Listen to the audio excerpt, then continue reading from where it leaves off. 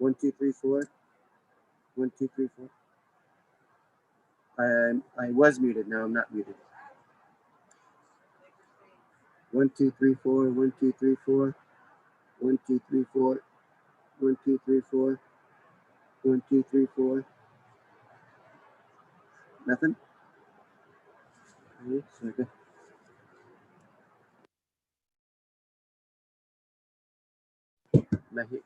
Okay. Siri not available. What does that mean? Oh, it went away. It said Siri not available. But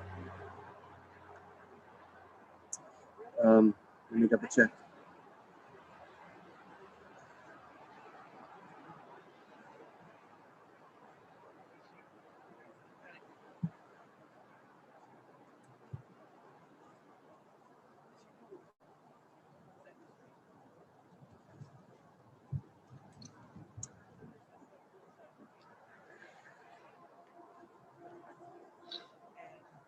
Okay. And it says Wi-Fi ellipsis jetpack. Okay. Any better? Any better? Any better? Okay. So then I should hook up the turn on the booster, or do you think it's okay? The Wi-Fi. Okay. Okay. Let me get back. Let me get back. Okay. Okay. And volume? I mean, you can hear me? Away from the phone?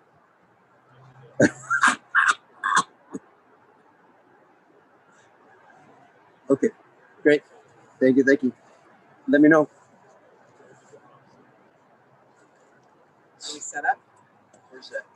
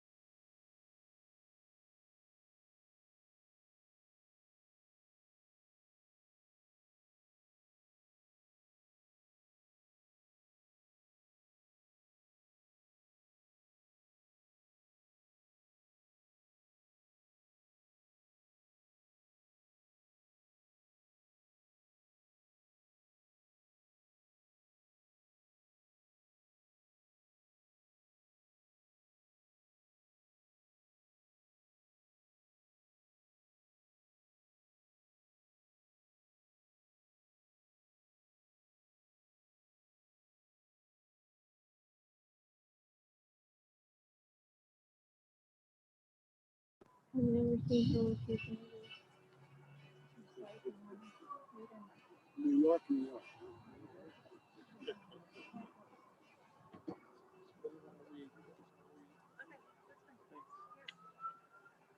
It's okay if we leave, isn't it? I just think we should because there may be people getting on closer to the. We got 5 minutes. Right, Kenny? Yes, sir. Wait 5 minutes? Yeah, we're fine. Yep.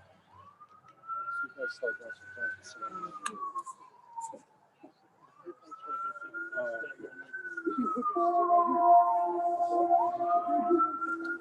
want to sit with my kids. Oh, you want to sit with your kids? Okay.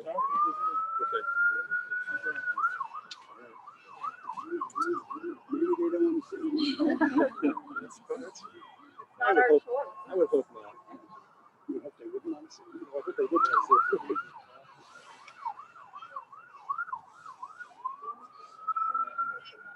So I'm going to call up on you early. I'm going to call you guys early on.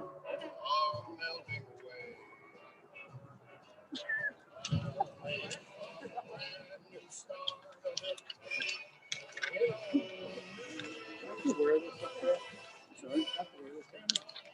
And I'll take mine off when we start. Okay. I just can't stand it. We do what we have to do. No, you don't have to wear it.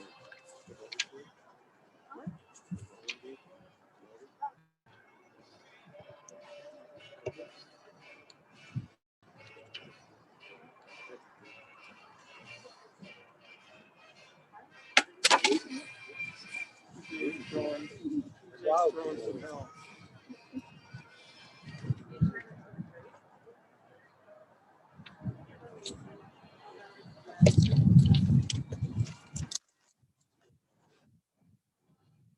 So I think what we'll do is I think we're going to do Kriya first, okay?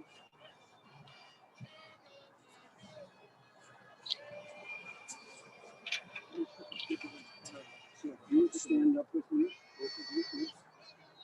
You know, in our tradition, we do a number of things that we do. One of them is that we say Kriya as a symbol of the moment. Now, if you want me to, I can touch you. Just wanted to watch the wind coming in. So that's why most people do this. Who wears these? Mourners. Who are the mourners? The mourners are children for parents. Unfortunately, that is sometimes parents for children, unfortunately. Brothers and sisters for one another, and spouses for one another. While you guys might be mourners, you're not mourners. You might mourn, but you're not mourners. So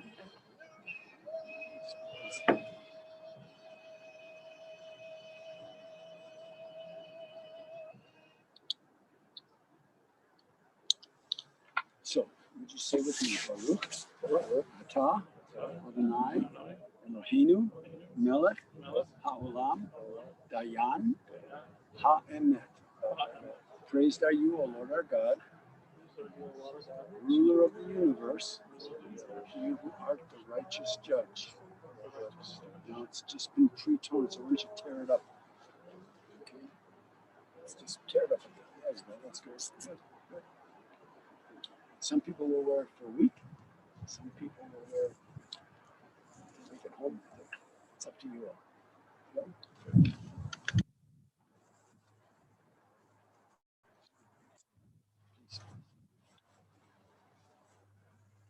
Okay, this would be a good time to make sure your cell phones are turned off.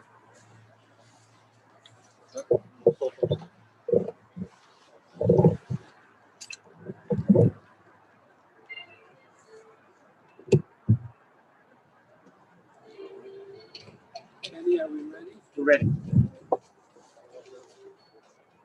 Do we need this for that? When you You want it on? want it on. Okay. That's what I meant. That's what I'm asking. Okay.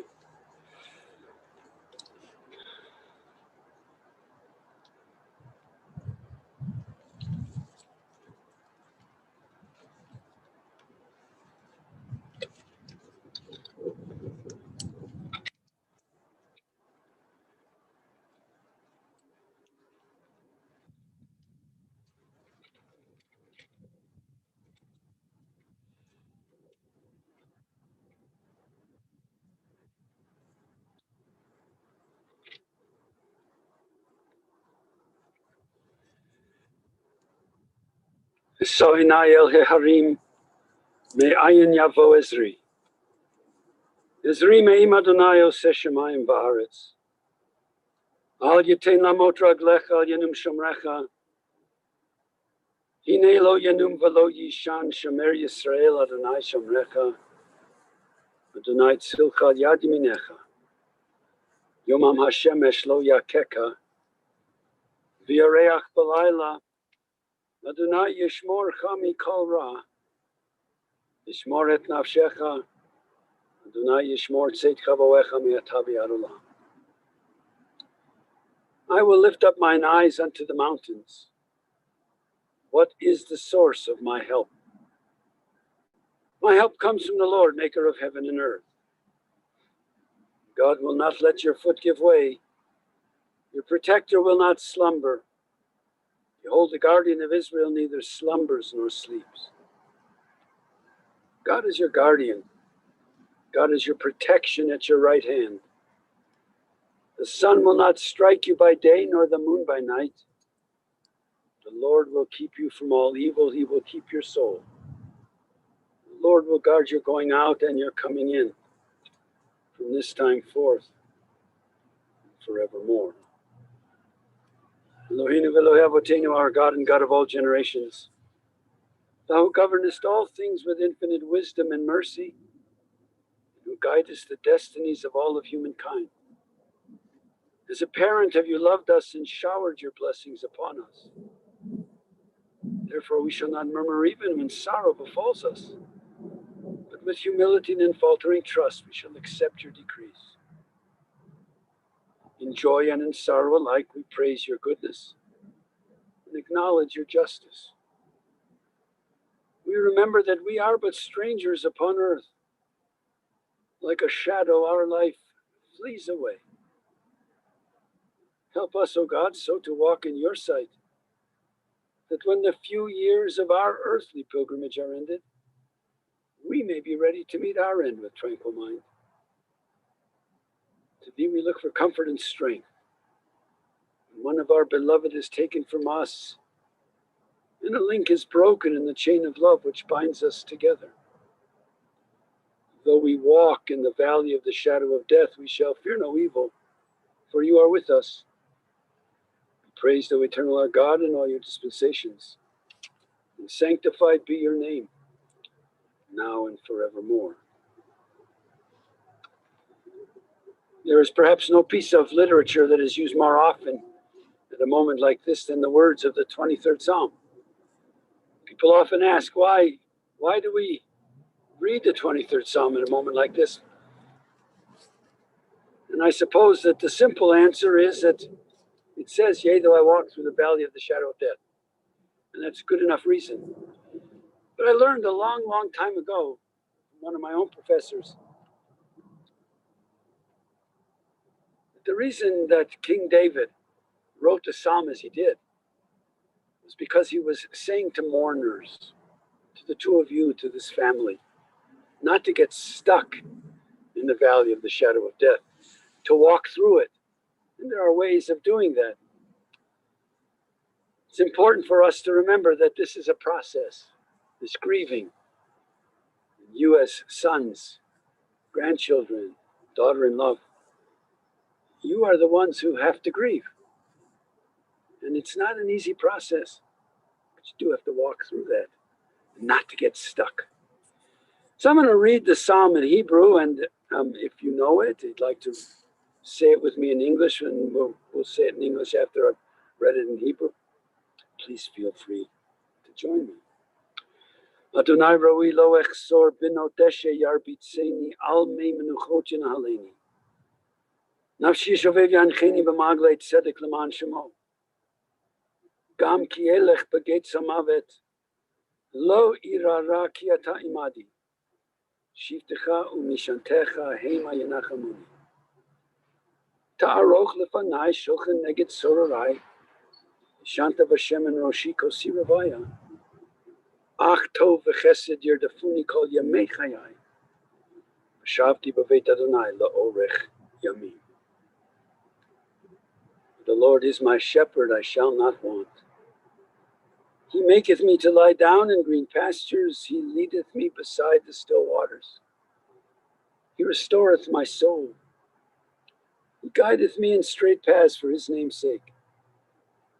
Yea, though I walk through the valley of the shadow of death, I will fear no evil, for thou art with me. Thy rod and thy staff, they comfort me. Thou preparest a table before me in the presence of mine enemies. Thou hast anointed my head with oil, my cup runneth over. Surely goodness and mercy shall follow me all the days of my life, and I shall dwell in the house of God forever. I would like now to call upon the three granddaughters that are going to say something, Gretchen and Morgan and Mackenzie.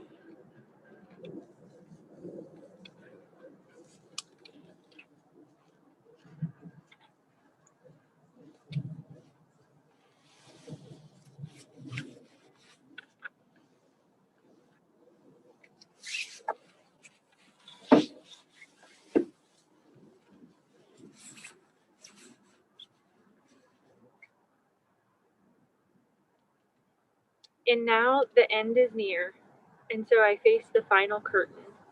My friend, I'll say it clear, I'll state my case, of which I'm certain. I've lived a life that's full, I traveled each and every highway, and more, much more than this, I did it my way.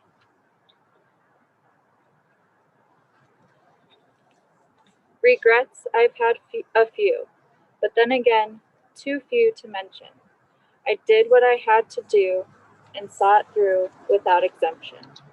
I planned each charted course, each careful step along the byway, and more, much more than this, I did it my way.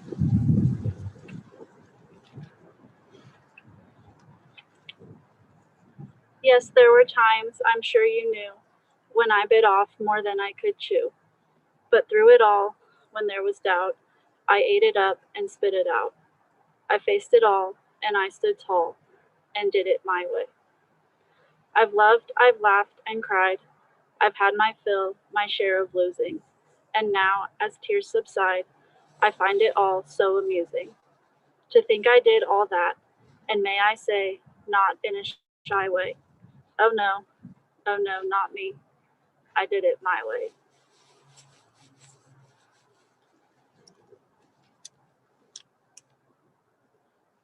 Those were so nice. That could have been a song.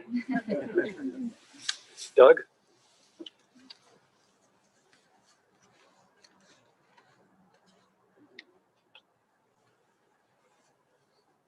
So first I want to thank everyone for being here, and thanks to the Rabbi. I'm a little taller than you, Rabbi. So before I read my written comments, the Rabbi's read a psalm, I think. He said something about we may be able to meet our end with tranquil mind. Well, as you all know, that's not Grandma Joan. Grandma Joan was a hurricane, right? Hurricane Joan, we called her. So first of all, please excuse me if I don't get through this without losing my you-know-what. I found the mix of laughter and crying lately unpredictable, random. My mom was diagnosed with cancer in July of 2020, yet the first time I cried was when I was sitting there going through all her medical paperwork, shredding stuff she didn't need. And at that moment, it hit me how hard Mom had fought this thing. We didn't expect it. No one expects cancer, I guess, but you all know my mom. We thought she'd outlive all of us. She was so much energy and such a fighter. We thought she'd live into her hundreds. Technically, they call cancer a scourge. Scourge is defined as a whip for punishment, not really an illness. My mom didn't deserve a punishment like this. So debilitating, even for Hurricane Joan, as we called her. But in looking at those records, we know she fought like hell, for sure.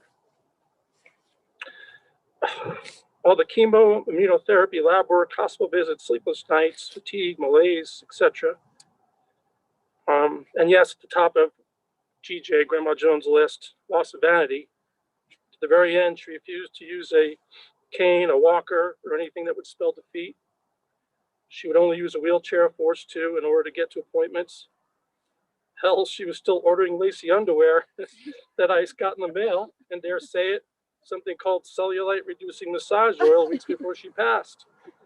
I know because the deliveries came to my house, and my wife and I were like, who the hell is sending us cellulite reducing massage oil? Is someone calling us fat? Well, that was GJ mailing us stuff in her funny way.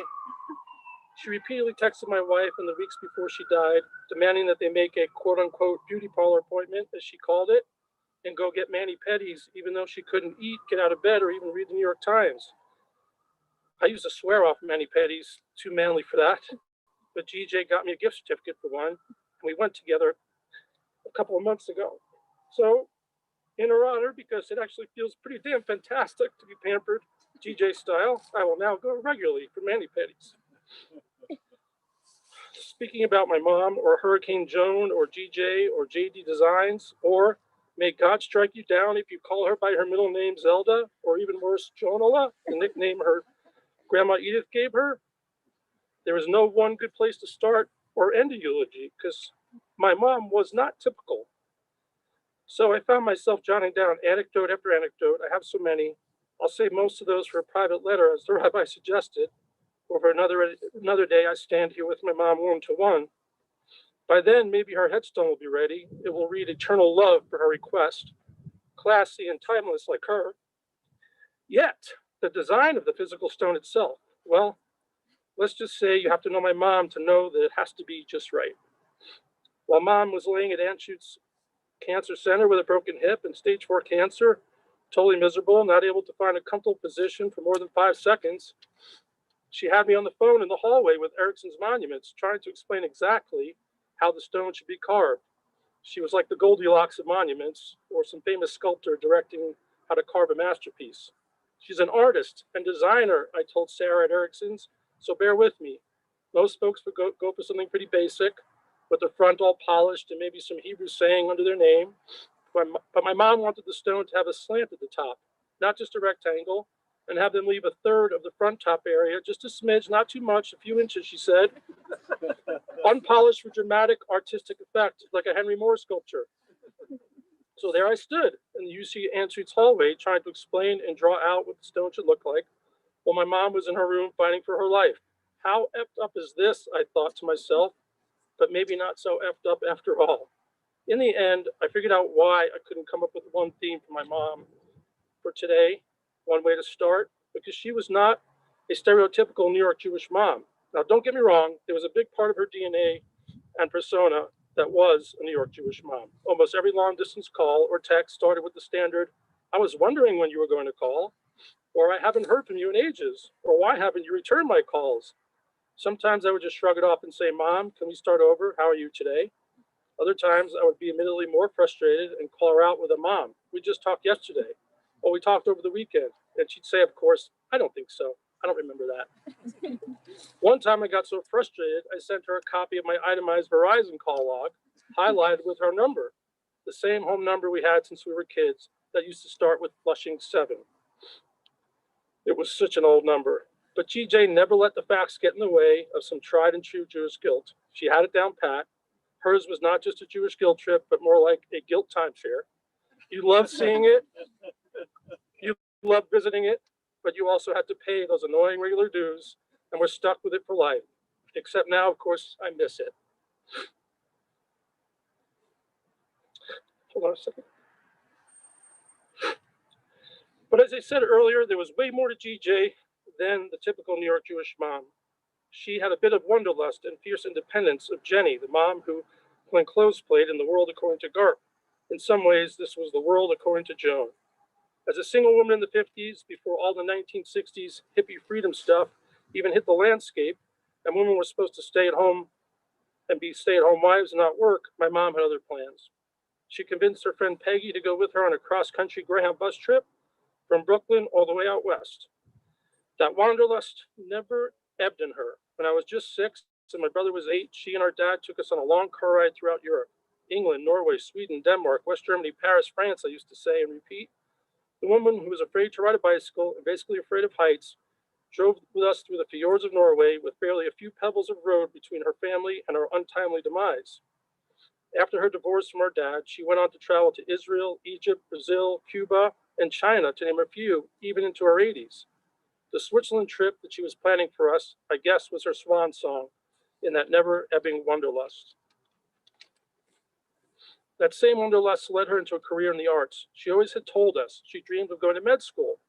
Her two brothers, Arthur and Jack, became successful doctor and optometrist, and for years, my mom blamed her father, Marty Goldberg, for holding her back. She once told us she got a B+ in biology and was smart enough for med school. That became a recurring joke in our family. Every time she tried to diagnose our kids and tell us how to care for them, butting in way too much as usual, we'd say, "I know, Mom, you got a B+ in biology." But in maybe a moment of heavy medication or truth-bearing near the end, Mom disclosed to me the real reason she became an art teacher instead of going into medicine. She had a crush on her teacher. That's right. Old Marty Goldberg now gets a pass. You see, Mom told me that she signed up for a drawing class at Brooklyn College just for a change of pace. And first day of class, this guy walks out with a tweed coat, elbow patches, and a cigarette dangling out of his mouth. Turns out it was Mark Rothko, famous abstract expressionist painter. Little known to most, he was actually a Russian Jew named Marcus Yakovlevich Rothkowitz. Well, that Rothkowitz gentleman caught my mom's imagination. She dropped any thoughts of med school and enrolled in what has since become Brooklyn College School of Visual Art and Visual Media and Performing Arts. Ad Reinhardt, Clifford Still, and Yitzhak Perlman all taught there. I would bet you that my brother and me were the only boys in our neighborhood who by elementary school knew the difference between abstract expressionism and impressionism, Baryshnikov and Alvin Ailey. To this day, I remember exactly how to get to the impressionist wing of the Metropolitan Museum of Art in New York and ordering hot chestnuts from a street vendor and getting a museum headache from being dragged from exhibit to exhibit at the Met or the MoMA or the Guggenheim or the Whitney. To my mom, museums in Denver were a huge disappointment. Amateur hour. Last year, we took her to see the Monet exhibit at the Denver Art Museum. It was stunning. But my mom's review, quote, "The paintings they picked are too small. In New York, Monet's paintings cover the entire wall."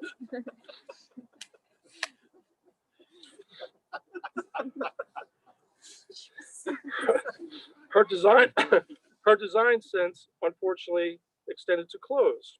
I was the only boy at Hillcrest Jewish Center day camp in Queens who wore a one-piece jumpsuit for the camp photo shoot.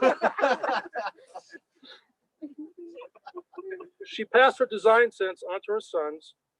Both Bob and I decorate our own homes, pick out our own furniture. I used to do sculpture. My mom keeps on encouraging me to take it up again.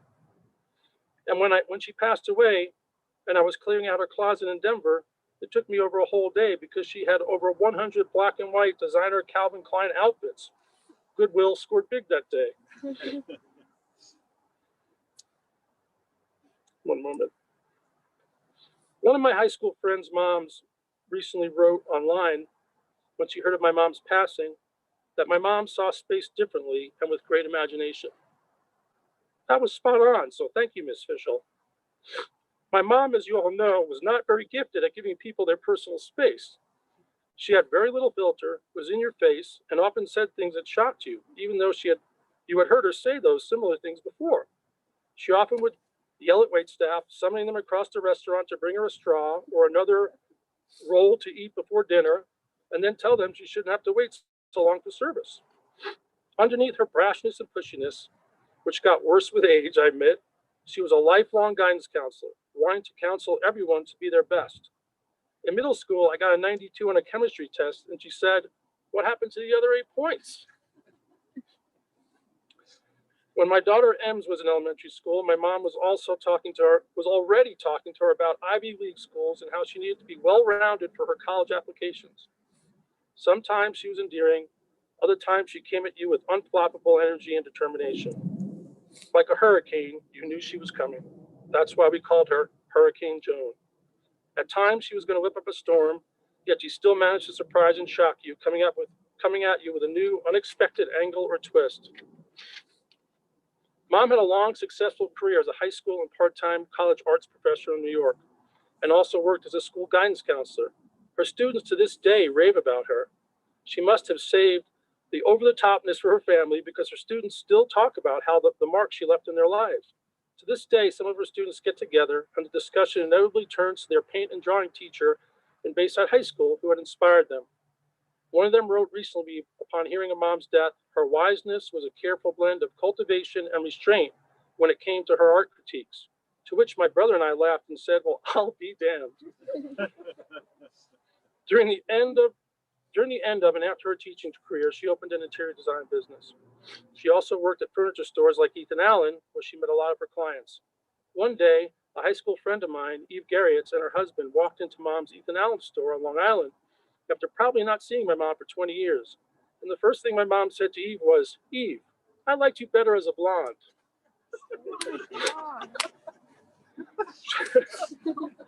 She once told my wife, after my wife poured herself a couple of drinks at home after a long day at work, that she was worried that my wife was turning into an alcoholic.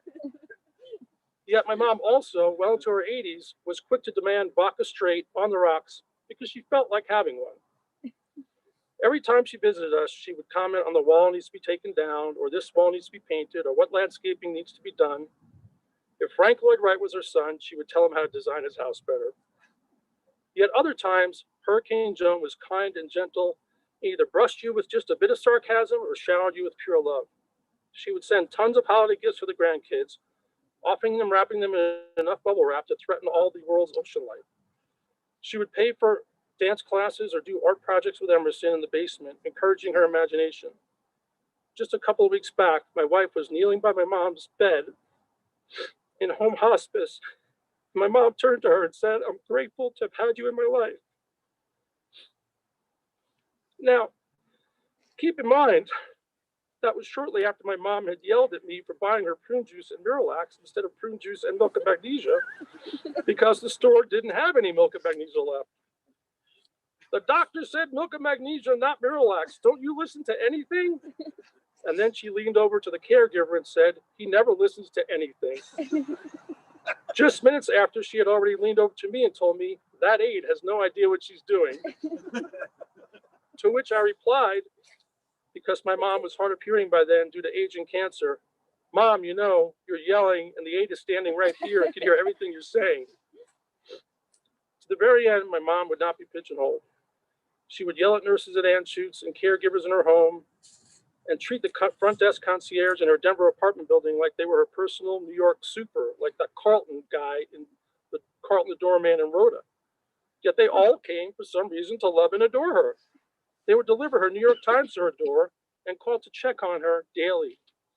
And every time we came to visit, they'd ask, how was your mom today? Mind you, this was in a building with 2 twin towers and about 30 stories and hundreds of apartments. Yet they called my mom every day. When we sent out the funeral notice, people started to email us, writing us, former students, former neighbors, design clients. In a strange way, I feel like I know my mom better again now, feel closer to her than I did even before she passed. When she was alive, a lot of the daily stressors of life got in the way. She would complain about us choosing to live anywhere but New York, away from our mom, and not coming to visit enough. We responded that she was welcome to move here, that family was more important than living near New York City. For over 25 years, she had us look at every old and new condo in Denver, claiming she was thinking of moving here. But no apartment was just right because she was in a New York state of mind, always and forever. And we loved her for that. Looking back, when she started off each call complaining she hadn't heard from us, I think what she was really saying was, I'm getting older, I miss my boys, I love New York and will never leave, I just want to hear your voices more often. So now, when my daughter comes home from school or dance and walks by me quietly or goes to the basement without remembering to say hello, I can hear my mom and me say, aren't you going to say hello? I haven't talked to you today.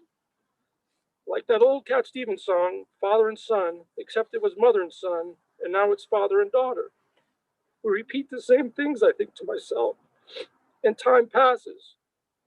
I hope I learned something from all of this and tell my daughter I miss her before it's too late to tell her. Word along the funeral grapevine is that despite Mom always telling us in her Jewish mom, Hurricane Joan way, that we could do better, be better, she forever bragged to her friends about us and bragged to her about her grandkids as well. So Mom, if you're listening, just know we miss you.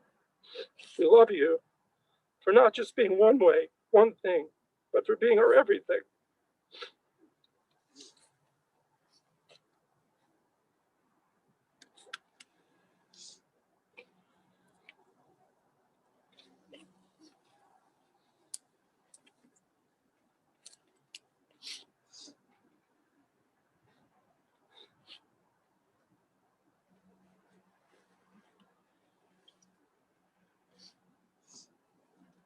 I do have to make one correction.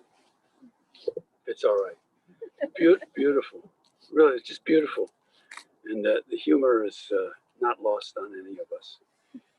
But I do have to admit, the one correction I have to make is that I didn't tell you to write another letter to give to her later. I didn't say one word about that. And you know how I can prove it? Because you sent me an email saying, I think what I'll do is I'll write another letter to her being longer. Right. I just wanted to make it clear that I didn't say that. You did. Right. And how much longer are you going to make it? That was beautiful. Thank you. Really. Poet has written, birth is a beginning, and death is a destination. But life itself is a journey, a going, a growing from stage to stage. From childhood to maturity and from youth to age. From innocence to awareness and from ignorance to knowing. From foolishness to discretion and then perhaps to wisdom. From weakness to strength or from strength to weakness and often back again. From health to sickness and back we pray to health again. From offense to forgiveness, from loneliness to love. From joy to gratitude, from pain to compassion. From grief to understanding and from fear to faith. From defeat to defeat until looking backward or ahead, we see that victory lies not at some high place along the way, but in having made the journey, stage by stage, a sacred pilgrimage. Birth is the beginning, and death is a destination, but life itself is a journey, a sacred pilgrimage made stage by stage, from birth to death to life that is everlasting. Beloved family, here and those on Zoom, I hope you'll permit me just a few more moments to add to the very, very beautiful eulogy that Doug has shared with us. It means that whatever I had written, of course, I have to change. But unlike you, I don't write anything out, so I can throw whatever I want away and not repeat what you've said. But this was an exceptionally beautiful way of remembering your mother. This is a difficult time, always difficult no matter what, but especially difficult in this time, in this place. You don't want to be by yourselves. You would like it if there were others that could hug you and could comfort you in this time of sorrow. But we are not at that place, and that is truly unfortunate. We're also at a time and a place where death has come, and there is sadness, great sadness for you as family. But there's also a sweetness to this. There's a bitter sweetness to this moment. Bitterness because death has come, but sweetness because whatever pain there was, physical and emotional, that has finally come to an end. And you as family can feel comforted by that. But these times remind us how very sacred time is. And it is sacred. And this is one of those days when you as a family can truly understand that one has lived, has had a profound influence on you, and in some ways will continue to live, even though her physical life has come to an end. And perhaps that's the reason she wanted this poem read at this moment. By the way, this poem was not written by Rabbi Eckstein. It was used by him. I saw that I've had this poem in my rabbi's manual for a long time. The whole poem is longer than this, but I think this is an important poem, and one for good reason that she wanted us to read at this moment. The poet wrote, "Do not stand at my grave and weep. I am not there. I do not sleep. I'm 1,000 winds that blow. I am the diamond glints on snow. I am the sunlight on ripened grain. I am the gentle autumn's rain. When you awaken in the morning's hush, I am the swift uplifting rush of quiet birds in circled flight. I am the soft star that shines at night. Do not stand at my grave and cry. I am not there. I did not die." There is some real truth to that statement, because it's not just that a body has been placed in and will be placed in the ground. Body is only a representation of who we are in life. And that will not be gone forever. You will remember it. You will remember her strengths, her weaknesses. You'll remember her joys and her sorrows, her fulfillments and her disappointments. Some will continue to bring you smiles, and some for a long time will continue to bring you tears, because that is the nature of this very moment. But it will also help you to recognize that the notion of who she was and how she continues in life is dependent on you. It's not dependent on me. It's dependent on you who knew her so well. We are reminded at moments like this of the sacredness of time and the sacredness of life. 86 years. Oh, I shouldn't have mentioned that. I don't think she would have wanted me to do that, would she? I'm sorry. I'm just joking. I think she would forgive me for that. 86 years is not all that long, but she lived a long life. And she had a tremendous influence upon you and all of those people who are there.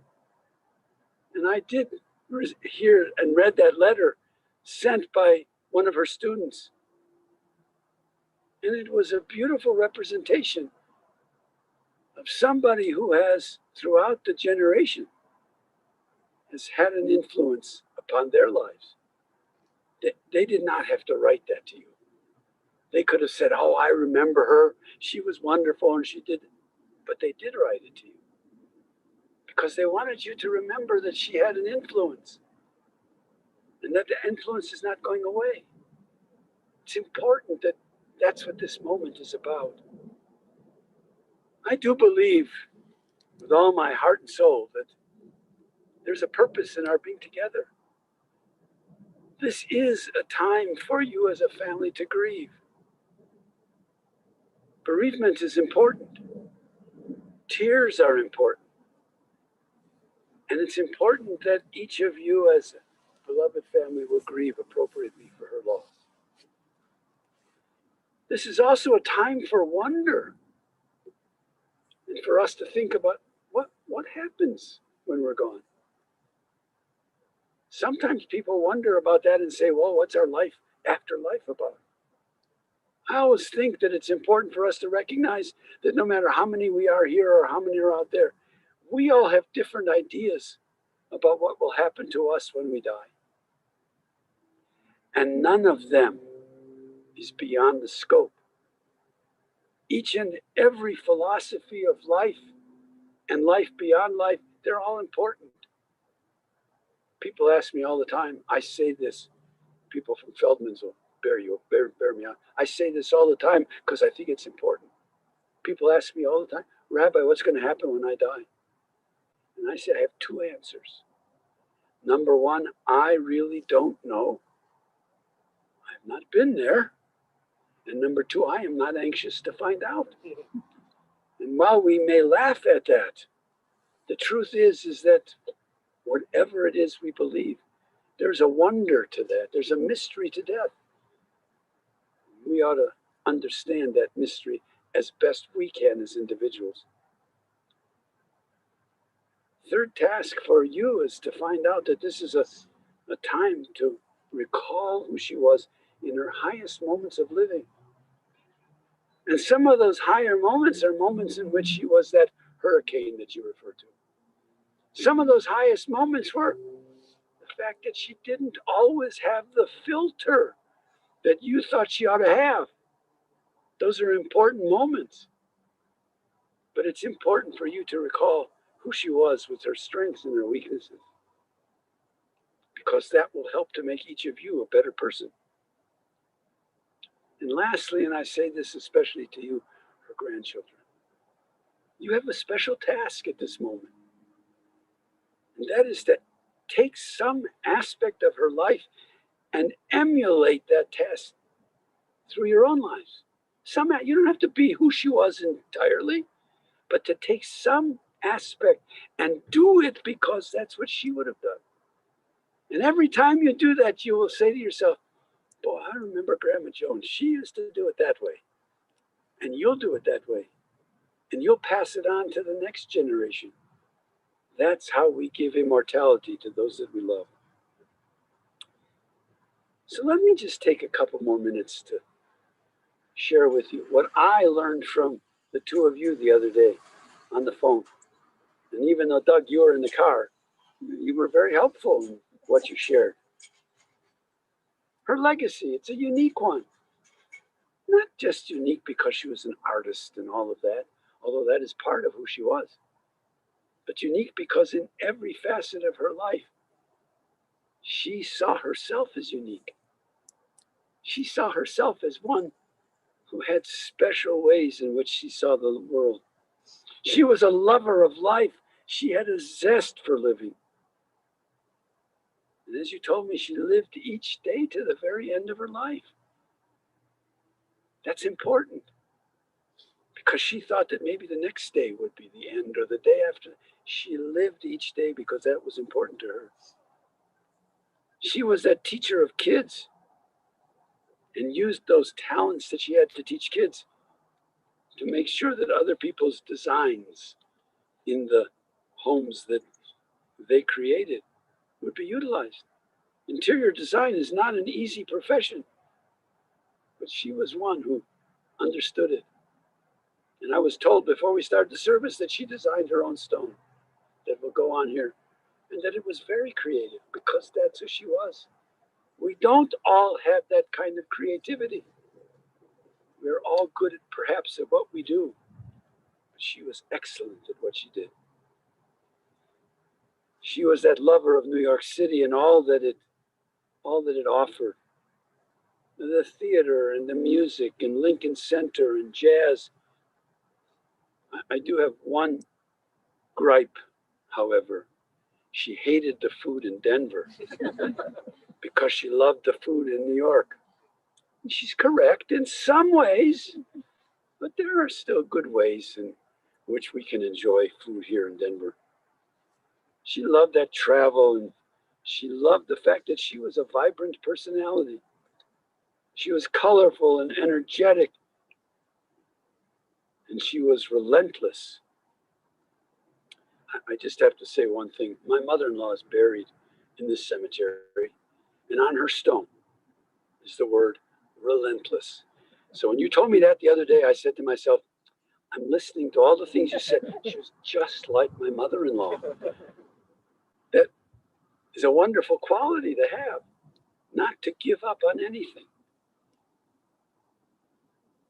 Those memories that you have of her, though, they'll give you comfort, I think, in days to come. She was always present for you. She was independent. She cared about what she was doing.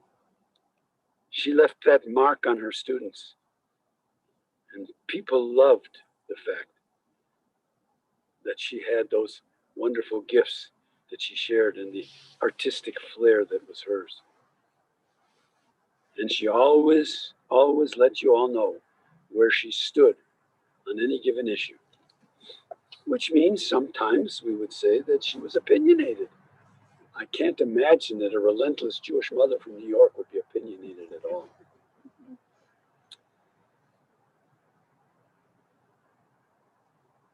I want to read a letter that me, because I think it also helps to add to the very beautiful way in which you are remembering her today.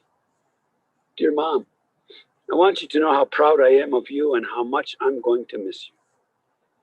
You accomplished so much in your lifetime and touched so many people in so many ways. You were vibrant, colorful, artistic, fashionable, challenging, loving, and constantly exhibiting a relentless amount of energy and passion in all of your daily life. All of this added to the many wonderful adventures we shared together and that others were able to share with you. Let's face it, Mom, at times you are not always the most tactful of people. But I never doubted your love for me and always knew you had my back and always with the best of intentions. Even when you said the same things to me 10 times in the span of an hour, as if I didn't hear you the first time. You loved me with all your heart, and I always knew it. I saw something in you these last 8 months while battling this horrific illness that I will never forget. The New Yorker and you shone like the bright lights of Manhattan. You fought and battled and clawed and never gave up, even on the days when you barely could muster up the energy to take a sip of water. There's a quote from a Turkish artist named Olive Aguz that I feel is very fitting in describing you. And that is, quote, art is the journey of a free soul, end quote.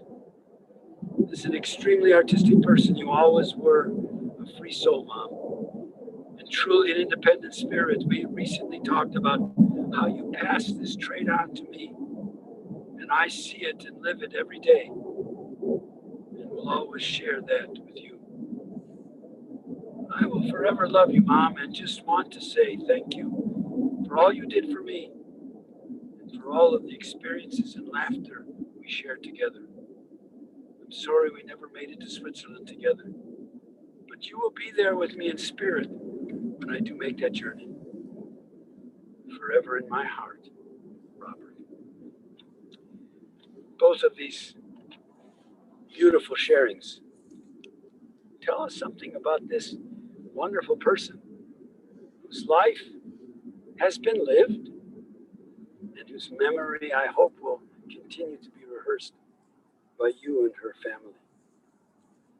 Not just the children and grandchildren, but her brothers, whom I hope are on here today and will find comfort in the fact that their life with her also was meaningful and purposeful.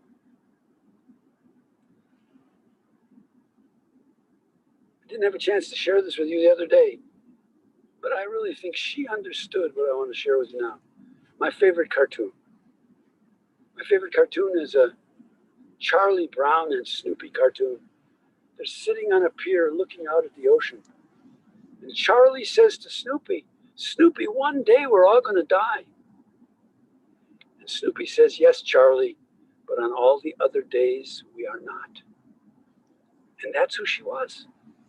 She understood the fact that life is limited. But you and I, dear friends, we have to live every day with the gifts that God has given to each of us in order to make our children, our grandchildren, and those whom we care for, make their lives better by our presence. And so to you, her friends and students, we hope and pray that her life will continue to be a source of inspiration for you. To you, her brothers, we hope and pray that you will find comfort even in this time of sorrow, and that you will continue to live your lives as fully as you can. To you, her beloved granddaughters, no grandsons. I don't quite understand how that happened, but to you, her beloved granddaughters, may you find strength in her memory. May you find courage in her memory. May you find inspiration in who she was and how she tried to live in those highest moments of her life. And to you, her beloved sons, in so many ways, she was always there for you, always present. And I can imagine, even when you didn't see her, even when she said, "When are you going to call?" Even when those moments were there, you knew that she was a part of your life and that she was an inspiration for each of you. May that continue. Perhaps these words in closing will be helpful for you as family.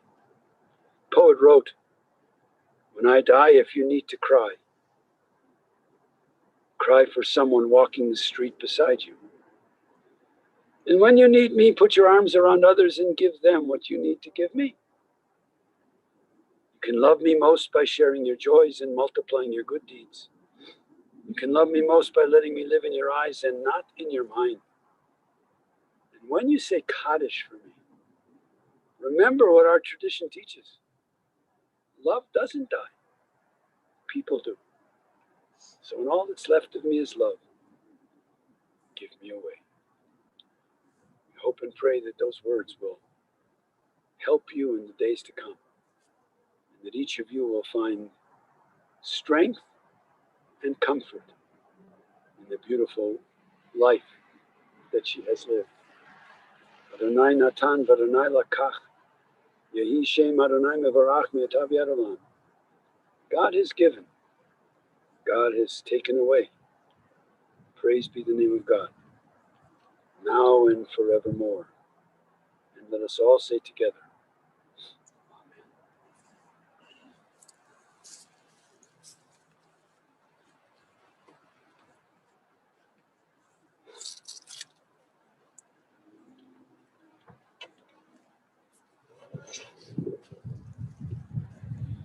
In the rising of the sun and in its going down, we will remember her. In the blowing of the wind and in the chill of winter, we will remember her. In the opening of buds and in the rebirth of spring, we will remember her. In the rustling of leaves and in the beauty of autumn, we will remember her. In the blueness of the sky and in the heat of the summer, we will remember her. In the beginning of the year and when it ends, we will remember her. When we are weary and in need of strength, we will remember her. When we are lost and sick at heart, we will remember her. When we have joys we yearn to share, we will remember her. When we have decisions that are difficult to make, we will remember her. When we have achievements based on hers, we will remember her. So long as we live, she too shall live, for she now is a part of us, and we will remember her. Baruch atah Adonai Eloheinu melech haolam, asher yatzar etchem b'tzalmo v'zan kilkel etchem b'tuvo, v'himit etchem badin v'natav betochem chei olam. Baruch atah Adonai, dayan ha'emet. We praise you, O Lord our God, ruler of the universe, who forms us in the divine image, who nourishes and sustains us in your goodness, who causes all of us to die, implanting immortal life within us. We praise you, O God, the judge of truth. Atah gibor le'olam Adonai rav lehoshia mechalkel chaim b'chesed mechayei hakol b'rachamim rabim. Eternal is your might, O God, all life is your gift. Great is your power to save. With love you sustain the living, with great compassion you give life to all. You send help to the falling and healing to the sick. You bring freedom to the captive and keep faith with those who sleep in the dust. We praise you, O God, who implants eternal life in us.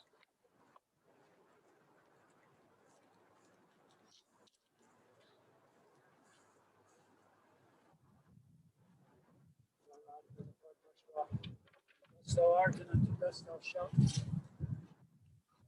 Thou art into the clay of the earth, thou shalt return. Spirit art thou, into the Spirit of God, and with your soul is dead.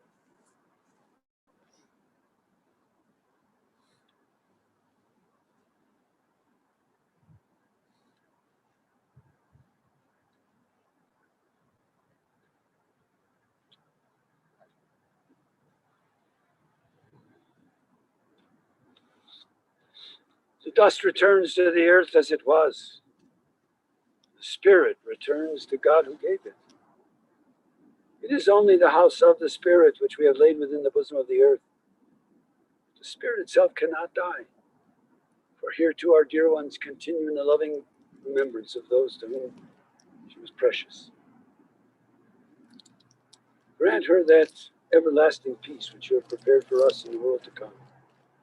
Though no human eye has seen, nor ear has heard, nor mind has compassed it, still it is our sure inheritance and our everlasting portion, now and forevermore.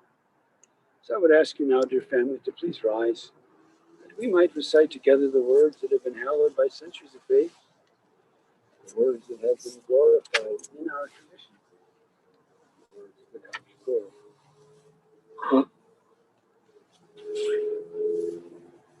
Yitkadal v'yitkadash shemei Rabba, Yalma divrach yerutei, v'yamlich malchutei, v'chayechon v'yomechon, v'chayei dekol Beit Yisrael, v'agalau v'zman kari v'yimaru amen.